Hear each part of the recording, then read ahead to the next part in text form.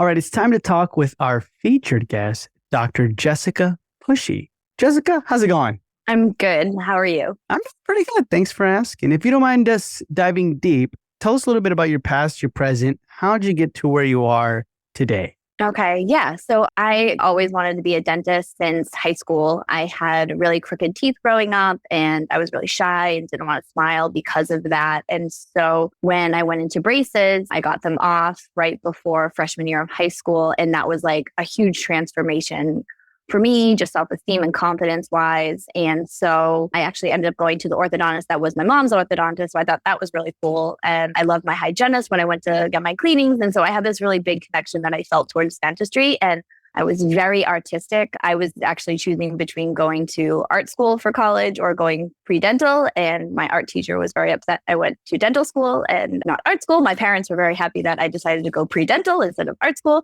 So I figured it was the best of both worlds for me. So yeah, so I just wanted to go since high school. And then I graduated from Tufts in 2012. I worked in a community health center for 2 years, which was great. It was out in Worcester, if anybody knows the Massachusetts area. So serving a lot of underserved population, a lot of immigrants. So that was really interesting to learn and get my speed up there. And then in my second year working there, I went to a networking event and I met this general dentist who happened to have a practice 2 miles from my apartment. And he had just lost his associate, him and his partner. And so they were looking for a new one. And I wanted a moonlighting position. So I started there. We hit it off. We talked the whole night. We just connected like on our practice philosophies and just, everything. So I was like, oh, this is great. So I met his partner. It worked out well. I started working there. So this was 2014 on my days off from the community health center. And then when I finished my 2 years at the community health center, I started working there part-time and then another office about an hour away part-time. And then slowly transitioned into full-time at this private practice. And I worked there. It was great. Patients loved me. I loved them. It was really close. We ended up buying a house in that town as well because we loved the area so much. My husband ended up getting a job in the next town over. We were just building this really nice community feel around this office. And then in 2018, I became pregnant with my son. And then in 2019, I became pregnant with my daughter. And then at that point, I'd been practicing for 7 years in private practice. And I just was like, I need to do something more. And that's where my owners, the two partners, offered me partnership. And so pregnant with my second kid, 7 years into practice, I'm like, I need to do bigger things. Or at least that's what I felt like I need to do. And so I became a 25% partner. The older owner became 25% and the younger partner, he was 50%. And so we got it all finalized end of 2019. And then January 2020, I became partner owner in this practice. And then March 2020, I had my daughter and then the world shut down. And so that was fun. And then a lot of stuff happened and I ended up leaving that partnership when did I end? So I wasn't a partner in February 1, 2023. And then I left that office in April of 2023. And then I found this awesome associateship about 30 minutes away from my house. She was awesome. Great leader, a great boss. She's got an awesome team. They're out of network with all insurances. Like you walk in and you're just like, oh my God, this is an awesome place to work. And that's exactly what I needed at the time. But then I just kept getting this itch that I wanted to own again. And so here I am. Okay, interesting. Sorry, that was really long-winded. No. It's good. It's good. So you kept getting an itch to own again. And then now you're in the process of that, right? Yeah. Okay. We'll dive into that a little bit deeper, but let's rewind a little bit and go back to where you always wanted to be a dentist. And then you said, which by the way, if just transitioning to freshman year, but like without braces, you know what I mean? And everybody's like, oh my gosh, Jessica, you know what I mean? Yeah. Basically, yeah. You feel different. You look different. So that's pretty cool going into that. But you said you loved your hygienist. Why? She was always so put together. Like her makeup was always great. Her hair was always cute. She was so friendly. She had the biggest, brightest smile. She always complimented me on my teeth. Like I loved getting the fluoride treatment. It was always just really fun for me. And I don't know if I just felt comfortable and she always asked really good questions. I just remember having this really comforting vibe when I went there. And I was like, this is cool. I could do this. And I was like, then I had this experience with my orthodontist and everything. It just all made sense that I felt comfortable in these dental practice situations where most people are really anxious. So I Mhm. just connected that way with it. So then it was mainly because of your hygienist that you felt comfortable in that practice? Yeah, for So sure. then Not the what dentist. No. got you? Okay, that's interesting. What made you feel comfortable with the hygienist? Like, I know you said she was all well put together and everything like that, but was there any quality or was there any specific things she did that now you're looking back and you're like, I want this in my practice? Well, it's funny. I never really went that far back, but truthfully, she was very calm and it was just her smile. I remember being really like warm and friendly and soft spoken. And like I said, I was really shy as a child. Like I didn't want to talk to any adults. And the fact that she was able to make me feel comfortable and able to go into this different environment where most kids are like terrified, I was just like, okay, this means something here. And I think it was just like her whole demeanor. Just, I wasn't scared. I just remember feeling very comforted by whatever presence that she had. And I think I definitely draw from that because I try to pay attention to the details, like just having a bright smile when you go in and just like having that soft spoken or just saying, having the right tone or just putting out that right vibe that that patient needs in that moment to just feel relaxed and calm. I think that's where I drew from it. Interesting. Okay. And then we fast forward a little bit. You worked in a community health center for about 2 years. Mm-hmm. What were some things you learned there that you're going to take to your practice? And what were some things you're like, I don't ever want to do this? I think it was probably not being judgmental because I mean, I'd see refugees who had never been to the dentist and they were adults and, you know, they were using not toothbrushes to brush their teeth. And I would have to sit on the phone with a translator to translate to them like a consent form for a root canal. And it was just like, you needed to not be judgmental. You needed to have patience. And I feel like I really was forced to do that because there's no rushing translation over a phone to someone who has no idea what you're talking about. And the fact that these people came from all different walks of life and you couldn't judge them for that. They were just happy to be getting care. So I think that was huge. The other thing, one of the directors, she was a no BS kind of girl. She stood up for her staff, her team members. She never let anyone step on them or be rude to them. Like I remember one patient was extremely rude to me and she just walked in and put them in their place. And she was like, don't let anyone ever treat you that way. You are here to help them. If they don't want you to help, then you don't have to deal with that. And I was just like, whoa, okay, thank you. So like that was really cool to see, especially since she was like 4'11" and like wore heels. Like she was like this little spitfire. And so I just remember she was a really good dentist. She had really good demeanor, but she didn't put up with any bullshit. So yeah, the other thing that I guess the stuff that I wouldn't take from me is that obviously like 30-minute appointments for like anything. So that was tough, like not being able to spend the time that I wanted to and like doing comprehensive care there. Those are the things that, you know, I really wanted to be able to do. Those are the things I would keep and the things I would not keep. Yeah.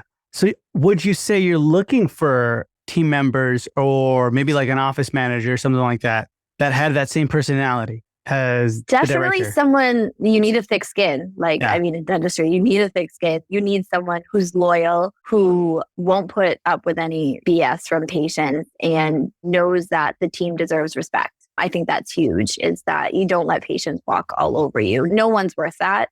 I think it's important to put your team in front and they know that you have their back when patients try to disrespect them or treat them poorly or think that they're, you know, there for their free cleaning and they can say things that they shouldn't. So yeah, definitely something I would look for sure. Because that makes a lot of, I mean, I always seen it where like the owner is like, hey, don't talk to my team that way, right? Hey, don't talk to, but for somebody to tell the owner that, like, hey, don't talk to her. Like, you know what I mean? Like you're the practice owner and then let's just say I'm the office manager and I'm saying, don't talk to Jessica that way. That makes you feel good. You know, you're like, oh, that's my back. Like, you know, I never thought about it that way. And then you mentioned you can't rush translation. I never thought about that either. You can't. And that's like, there'd be times I'd spend like 20 minutes on the phone reading through a root canal consent form, which is a page and a half small print. And, you know, you'd say one line and then they'd repeat it and then say another line and then they'd repeat like, and then if they had questions, you had to have it translated back and then back to me. And so it was time consuming for sure. Do you think that kind of applies in the same way when you're presenting treatment? Oh, for sure. Yeah. I mean, people have so many questions and you know what they need to do, but you know, you sometimes need to slow it down and break it down into little steps so they can process it, wrap their head around, and maybe repeat it a million more times. So I do find myself saying to patients, what other questions do you have? What other things can I go over? I know I threw a lot at you. And I offer my email and text, if people have questions or anything like that, because I know it's overwhelming if you understand the language. Forget about if you're translating it. No, that's interesting. Yeah. I never really ever put that into perspective. Then you went to a networking event, which I guess is a kind of a good thing because you're like, you know what I mean? Oh, snap, I got something out of it. But then throughout the process, you were mentioning you had this profound, deep sigh in between pregnancies, right? Like you had one day, then I had my second child. What happened, I guess, in that time period to where from the networking event, it was like both of our philosophies. If you don't mind me asking, what was the philosophy that both of you guys had that matched? It was practice philosophy, but also like how we got to where we were today. Like I think he had worked in a community health center and then he had transitioned then into private practice. I just remember we were talking about maybe CE that we were taking at the time or like things that we were interested in or like things that I was talking maybe about the community health center and what I was looking for in a new practice. That's how they did it. So I just remember us talking like the whole night and we were just like, wow, this is going way too good and just having so much in common. And it's funny to look back now and just be like, wow, completely different people now. But yeah, we clicked. So it just felt like it was meant to be for sure. Mm-hmm. Why is it completely different people now? Because I know you said a lot of stuff happened and you left the partnership from that point on. Because he was a mentor to me. I came from community health where you didn't really get a ton of guidance. You did get guidance in the fact that, if you got in trouble with like an extraction, there was always somebody there to help. But when it came to transitioning into how to practice in a private practice, they're completely different. Apples and oranges, just helping me like learn how to do a quicker crown prep, learn how to place implants. He was like a mentor. I was treated really well as an associate, like really, really well. So I had no reason to think that a partnership would be any different. Like I said, I got mentorship. They paid me really well. They treated the staff really well. But then something happened when we were partners and it just wasn't meant for me. Obviously, we change. Everybody changes, right? I'm not the person I was back in 2014. Neither is he. So I think that kind of changed perspectives. And I think I did a lot of growing as a dentist and an individual. And I was just looking for something different than maybe what that practice had to offer. So then before we push record, you told me you signed an NDA, right? Like you can't talk about a lot of it. Why don't you give us like as much as maybe like a metaphor or... Ooh, okay. This is what I've been doing to people because I have a lot of friends who are patients and I live in the same town as this practice. Everyone's like, what the heck happened? Imagine you've worked somewhere for 9 years. You live in that town. I lived 3 minutes from my office. You invest a lot of money and then you decide to spend a lot of money on an attorney to get out of this contract and you lose a lot of money to get out of this contract. What would make you do all that? What would make me do all that?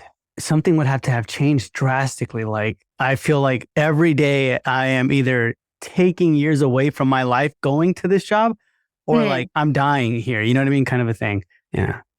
Maybe. Maybe. I don't know. Okay. Maybe. Or I was just bored with my life and I was like, how can I make my life really, really stressful and complicated? Yeah. I spend a lot of money. I have too much money right now. Exactly. Too much. I'm just got to get rid of it. Do something. So then you did that. What would you do differently? Or what advice would you give someone who's almost in the same situation? They're like, I love this guy. We're going to do a partnership. Or I love this person. We're going to do a partnership. But hold up. Do this first. What advice would you give? So in hindsight, there was a lot of red flags. So we got the practice evaluated, which was great. Like I trusted the valuation. The problem I think that we had was that we hired the same attorney for all three of us. And so they represented all three of us.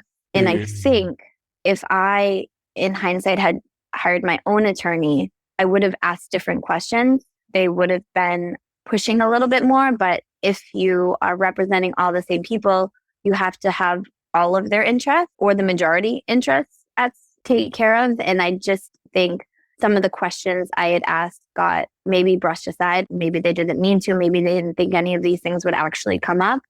And so that's something I would recommend is getting your own attorney and not doing that. And truthfully, I think maybe there's a person for this, but like couples therapy, but like for your partnership, like somebody who could mediate questions so that you could ask the tough questions because it's like a marriage, but I think more so there's more egos, there's more money. I feel like there's more at stake. So you need to ask really, really hard questions that I didn't. And I think if you found out some of the answers, you might change your mind. Or work on your communication as well. Like when there are issues, communicating it and learning better communication styles so that when issues do arise, maybe you can tackle them as a team rather than a position of defense. I think it is important. I don't think enough people talk about the hard questions you should ask because you assume that like, oh, I've been treated like great here, like royalty for 6 years. Why wouldn't they carry that into partnership? And I don't think people talk about that enough. They just assume that because you had a good relationship as owner associate, that you're going to make a good relationship as partners. Yeah. So and I'm sure there are ones that work out, but ours just didn't. So in the sense of all this then, because you compared it to couples therapy, how would you ask it in a marriage then? Like scenarios, scenarios where there was moral and ethical things that would happen. And if those things happen, say this partner does this thing, how are you going to react to it? What is the outcome that you would hope for? And if you can't get that outcome, what do you do now? And how do you get out of that marriage without too much damage so that you guys can move on? Gotcha. Okay. So then, and hopefully one day you'll be able to talk about it more, but if not, it's fine. So from this point, you moved into an awesome associateship. Fee for service, right? You said they don't even take PPO or any type of insurance. Awesome leader. Why are they an awesome leader? What qualities do you like? What things will you take from their practice? What things do you not like from their practice? I mean, I will take probably so much. She's implemented so many systems that just make everybody's life easier. Like all the problems that like I feel like we ran into for lack of systems at my old office, this one like made up for just when it came to treatment planning and the flow from the front to the back. And everyone had a job and they knew their job and they didn't bitch about their job and they weren't mad because that one did their job and this one didn't do their job. Like there was accountability everywhere. And everybody just chipped in to chip in. Like, oh, I have free time. I'll do this. I'm not going to complain about it. I'm going to do it because that's what I do. And I was constantly asking them, I'm like, how did you build this? I'm like, how do you get people that don't call in sick, every other week? How do you get people who want to stay late and do same day treatment? She's like, that's just what we do. We've set that tone from the beginning when they were hired that this is what we expect from you. And if you can't, then you don't stay. And I guess they've taken a while to get there. And I don't want to discredit them on that. She's had this practice for 20 years. And so she's gone through a lot of turnover to get the staff that she has and then build up the office manager that she has. So it wasn't easy by any means. But I think the fact that they set the tone from the beginning, they model the behavior that they want from these people too. And then they teach it to the new people that come in. Does that make sense? They're the ones who teach it. The team teaches it to them instead of the practice owner. Well, all of it. Like she models it, I think. And then her and the office manager work hand in hand. And the office manager kind of just takes what she wants and just executes it to the team itself. Mm-hmm. Interesting. So the systems that they have is that they have accountability, but at the same time, they know that what they're accountable for and the discipline for that or like the consequences, if not, is what? I think because everybody does it. So it's expected. If you don't do it, then you're like, why aren't you doing that? This is your job. Like you should be doing it. And if there's any issues, it's taken care of right away. It's not allowed to fester and build resentment. It's addressed. It's taken care of in a manner that doesn't cause someone to feel bad about themselves and gives them the tools to do it. For one example, the assistant just kept getting up for stuff, every single thing, to the point that the patient complained about it. And then we realized that the room wasn't stocked right. And it wasn't a matter of, oh, she's just a bad assistant. It was a more of like, okay, let's dig deeper. Why does this assistant not have the tools to excel to the point that the patient's noticing it? And then took care of it. Do you know what I mean? Mm-hmm. They didn't assume anything. They just were like, okay, this is a problem. Let's find a solution. Let's execute it. And then it's solved. And I know that sounds simple, but coming from many offices that it wasn't simple, it's crazy to see it actually happen. Yeah, they see the issue with the system, not so much the person. So it's kind of like, hey, just fix the system, right? And then we'll, make it easier. Reverse engineer the problem kind of thing. Exactly. They're like, well, of course they can't be good in this position. We don't have given them the tools. Give them the tools, and there shouldn't be a reason for them to fail at that. Yeah. Whatever we're asking them to do, which I think it's just refreshing to see it that way. So that means the owner, she's a pretty patient person, huh? I think so. Yeah, I would say. Yeah, I would feel like in a stressful situation, especially when a patient is complaining, you can easily blame the assistant, right? Like, well, you could have just grabbed everything. They don't just assume that it's her problem. They're like, okay, well, what was it going on? Okay. And then they go, okay, why did this happen? How can we make sure it doesn't happen? Or is it an assistant issue? And they have to do that. But it was very like strategic and systematic in the way they solved the problem. Mhm. And that was admirable for sure. Could I ask what are some things you would do differently in your practice from that practice, or some things that you didn't like, or things like that? Maybe two of the reasons why I don't think I could stay there as an associate is one, it's 30 minutes from my house. I know some people that's not a long time at all. But when you go from a 3-minute commute and being part of the community, going 30 minutes outside, it was just too far for me. So just the lack of community, like I don't know this town. I have no way to connect to the patients because I don't know the school systems. I don't know the sports programs. I don't know the local stores and things like that. So that lack of connection to the community really stood out to me. And then the fact that it's a big practice, it's 10 ops and it's very busy. So you're checking 3 or 4 hygiene sometimes when you're there by yourself, or if it's just you and somebody else. So it's too busy. Like I went from doing that in my other practice and I just didn't like the speed of it. I don't want a 10 op practice. That's not my goal. I like a smaller, slower feel to my day and how I practice. That was another thing that I think I just couldn't see myself long-term doing. Okay, interesting. And then from the practice that prior to this, the one that you left, what were some things from that practice that you really liked? You're like, I like these systems. I like this, or something of this to my practice. They gave good benefits to their team. They paid them really well. They offered 401k, they offered matching, they offered good PTO. They took them on trips when we reached goals and things like that. So that definitely built morale. I loved my assistant. She was amazing. I miss her every day. Like just the way we worked together and just how intuitive she was. So if I could ever build that relationship with an assistant again, that would be, I mean, if I could just take that relationship I had with her and bring it to my practice now, I would. But she's no longer there and she's no longer an assistant. She's hoping to go to nursing school. I don't think that is possible. But yeah, so that relationship I had with my assistant, I would definitely love to take that and replicate that. And then just how well they treated the team when it came to benefit. Okay. All right, Jessica. So there's a couple of segments in our interviews where we ask a couple questions just so the audience can get to know you a little bit better. And then one of those is a scenario. All of them are a scenario, but one of the first scenarios is the unlikely mentor. So who in your life has given you the best business advice that was completely unexpected? And what was the advice? This is really random because it's from my dad and he's not very business savvy. Sorry, Dad.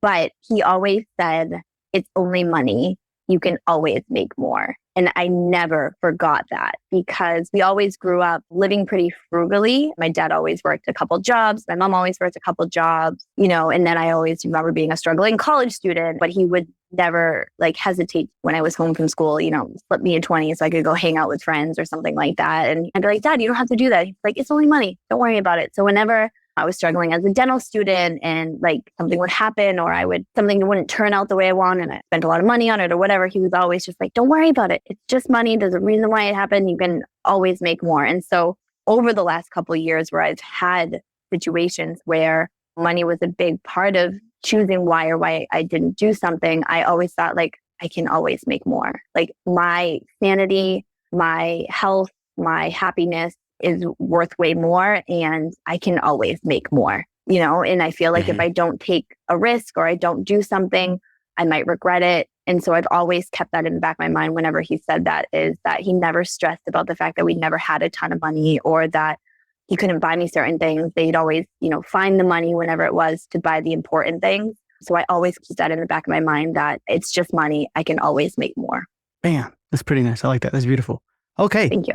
So then now you're opening up your own practice. Yes. And you started this process how long ago?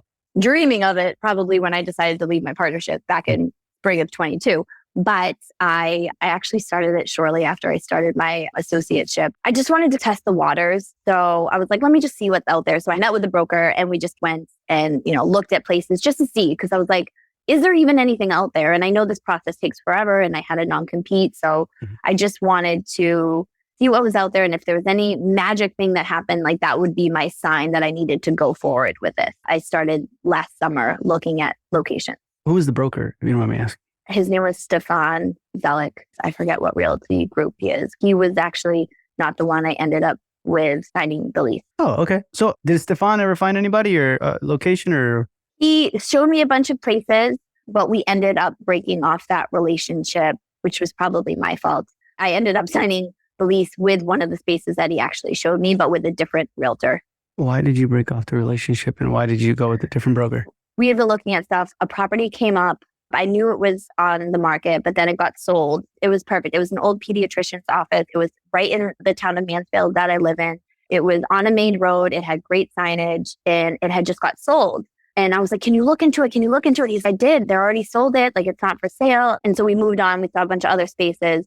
But then a residential realtor friend of mine, or I had reached out to him and said, hey, do you know anything about this? And he said, yes, actually, they reached out to me, Jess. Let me show you it if you want to. And I was like, okay, sure, I'll see it. And so I walked the property and I was like, oh. And so the people that bought it didn't want it anymore and they wanted to put it back on the market. And my friend goes, if you buy it through me, I won't have them pay me a fee. And I was like, oh, that would be awesome. I would save $35,000. That makes sense. Yeah. And they wanted a stupid number for it after they had just bought it. And then they wanted to sell it for like $150,000 more than what they had bought it for. And I was just like, I don't want to pay that number. I would pay this number. And if they don't like that number, then they can put it on the market. So they didn't like that number. They put it on the market. And my broker I was working with, I was like, hey, my friend said that if I don't use a broker, he wouldn't charge me. And he was like, I can't work with you if that's what you're going to do. And so I was like, understandable. But at this time, I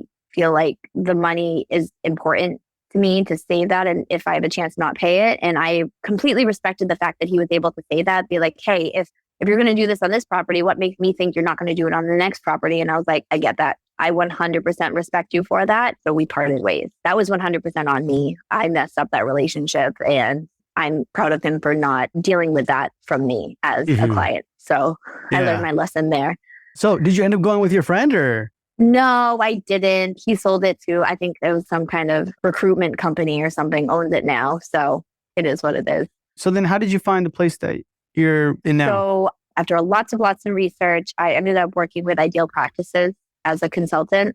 And so they introduced me to my realtor, Matt, with Car Realty, and he showed me around to a bunch of properties. And so I ended up finding a great space in the town next to me where I wanted to be. And then I was in the process of lease negotiations and paying attorney for these lease negotiations. And then we got really close to the end and I was walking the property. It's in like a plaza. It's got like, a salon, a nail place, pizza place, a gym, all this stuff. So I'm walking the space with the contractors and I hear shaking of the walls and like loud, like thunderous noises. And we're all like, what was that?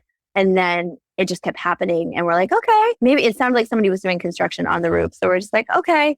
And then it keeps happening occasionally the rest of the time. And then another contractor comes through to walk the space with me and it keeps happening there.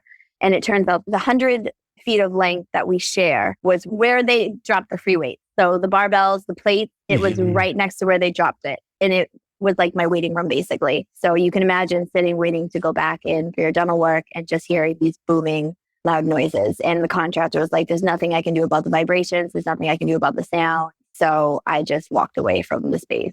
Do you not have a space now or no? I did. So then I went back to another space that I had walked that was still available. And I'm in that space now. I signed the lease and now construction should start mid-May. Man, that other space would have been like everything around you, you know what I mean? Especially near a gym, like it perfect. Was so good. It was right next to a Starbucks. It was right next to a Smoothie King. It was all these great spaces right off the highway, signage on the highway. Like it was so good. But there was a chance that I'd be spending like $20,000, $30,000, $40,000 just to try and soundproof this place and then still not get the result that I wanted. So like fully soundproof, unless like the gym could move that. Well, this is what blew my mind because it's like a huge 30,000 square foot space. And they chose the 100 feet that we share to put their weight. Like there's nobody on the other side of that. They're the end cap. So why would you choose to put the loudest piece of equipment that you have next to the one shared wall that you have? So, Oh, interesting. right? I just was Huh. like, somebody was looking out for me. The fact that I happened to be there at the time. Because when we walked the space with the agent who showed us it, we didn't hear anything. Like it was perfectly fine. So I just happened to be there at the right moment that somebody was working out and dropping weight. Yeah. Okay. And so, I mean, did you take a loan out for this? Yeah. Okay. Who'd you go with? Bank of America. Why did you pick Bank of America? I didn't think I would get a loan because I had to close out my previous bank loan that I had taken out for my partnership. Mhm. And I had to obviously close it out early because it was a 10-year note and I closed it out after 3 years. And so I thought that was going to look bad on me. So when my realtor introduced me to Bank of America and they didn't really ask any questions about it, and I was like, all right, maybe I'll still get denied. Let me see. And then they kept going forward with the process. And I was like, okay. And then they approved me and they got me a great rate. So I was like, I don't want to risk trying to find someone different and then being like, wait, you had a business loan this year and it's gone now? Wait, what? So I just Yeah. didn't want to risk them not getting me approved. So I ended up getting a really good rate and it's been okay so far. Okay. So your build out estimated is how much?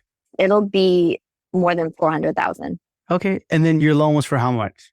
750. Okay. So 400,000 estimated, right? This is how much we're, And it's probably a little bit more north of 400. okay. How many ops? 6. Oh, okay. So it's going Yeah. to be, So and then it's you, 2,300 square feet. Yep. how many plumb? The beginning. They'll all be plumbed. 3 will be built out. Yep. Okay. Interesting. Interesting. Okay. And so throughout this time, then, what are you thinking to do for marketing and advertising? Or what have you seen from your previous practices that they were doing with marketing and advertising that you're like, I like that? They both are doing nothing. My Nice. old office previously, they did nothing. He'd been there for 30 years. He had a really huge patient base. They did zero marketing. I did some random Facebook ads and stuff for them and like random sponsor a baseball team, but they did hardly any marketing whatsoever. My office now, she gets a ton of people off Google, a ton of people from online in Google. So she has a really good, she must spend a lot on SEO and Google ads because everybody who comes in is, oh, Google, Google, Google. Mhm. She does really well there. She doesn't have a huge social media presence. She doesn't really do too much like advertisement, except for like, I think a flyer and like a welcome packet for new people to the town. But that's about it. Okay, interesting. And so you plan to mimic that, do the same thing, or? No, I'm really big into like the ground marketing stuff and utilizing my specialists because so I will be working in the town right next to where I had my practice before. So I'm going to reach out to all the same specialists I refer to. And then also I have like big connections to like the chiropractors locally and PT and other kind of healthcare professionals. And then there's a ton of small businesses around where my office will be. So I hope to go in and utilize the fact that I'm going to offer a membership plan and this is a benefit you could offer to your employees and just go that route. The chiropractor and some specialists, how did you create that relationship with them? Like, what were the first, did you just walk in or what were the things you As did? a patient. Yeah. So I was exploring like myself because I was having so much jaw pain and back pain.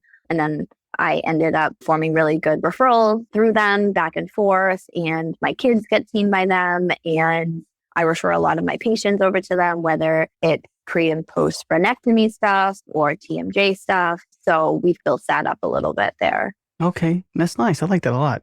So then you mentioned you went with ideal practices after much research. What were you in between and why? I knew I didn't want to do it myself. Like I knew I needed hand holding. I've got 2 kids, I've got a dog, I was working full time. I didn't know too much about the business aspect of it and just the different steps that needed to be done. And I didn't want to make the same mistake. Like I don't think I was very well prepared going into my first ownership experience. So I wanted to make sure that I checked all the boxes and made sure that there was no real reason for me to fail outside of things out of my control. So that's why I felt that I needed to hire someone to help me. And I wanted to make sure that if I'm paying somebody a lot of money, that I was going to get the outcome that I wanted. And so I didn't really go back and forth between anybody else. I can't remember the other people that I had seen mentioned on Facebook, but this was the place that I ended up going with. Could I ask, I think like Ideal Practices has, do they have packages or something like that? Or I think they only have one startup package. They Okay. have a course that you can take, like a startup blueprint course. I didn't end up taking that though. Interesting. Okay. You just decided to go with the whole, I guess, like, Package. Yeah. yeah, the whole package. Yeah. It's kind of like all the nuts and bolts from like demographics to opening day kind of thing. Mhm. Okay. Mhm. Interesting. Awesome. And then now, aside from the partnership that went south, throughout this process, if you can, Jessica, from the moment you decided to work in dentistry till today, what's been some of your biggest struggles, fails, or pitfalls? I think if we just look at the startup aspect of it, I don't consider my partnership a failure so much as a learning experience because I don't think I could have gone out and started on my own without going through what I went through.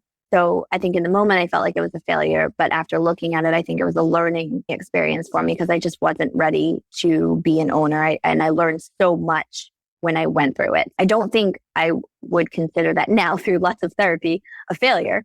I think if we look at the startup process, a couple areas where I failed was I tried to do the entity on my own. And that was a huge failure because I have two different names. Like I practice under Pushee, but my legal name is Armando. And so that ran into some issues with the entity and that pushed it off. And then I tried to do it on my own going through LegalZoom. And then that was just like a huge headache back and forth, had to redo.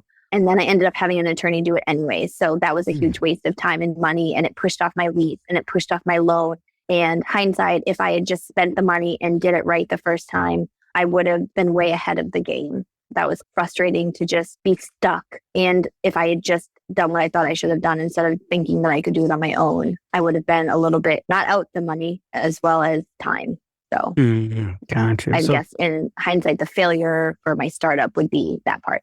and then throughout this time, how has the process of the startup affected your personal life? It's really hard. Yeah. It's like really, really hard. It just there's not enough time in the day. Like everybody wants a 30-minute call, a 45-minute Zoom, like an hour Zoom, like this call, and just trying to keep track of who I need to respond to, what proposal I need to review, who do I need to say no to, who do I need to say yes to, how do I look at the budget and make it work? What equipment do I say yes to? What equipment do I say no to? Where can I find it cheaper? Where does it make sense to buy cheaper? And just trying to fit it all into my family life, my work life, that stuff is it's hard. And my husband travels a lot for work. So it's been a lot of juggling of where to squeeze in times, like at 7 p.m. after I work Yeah. to shoot a podcast.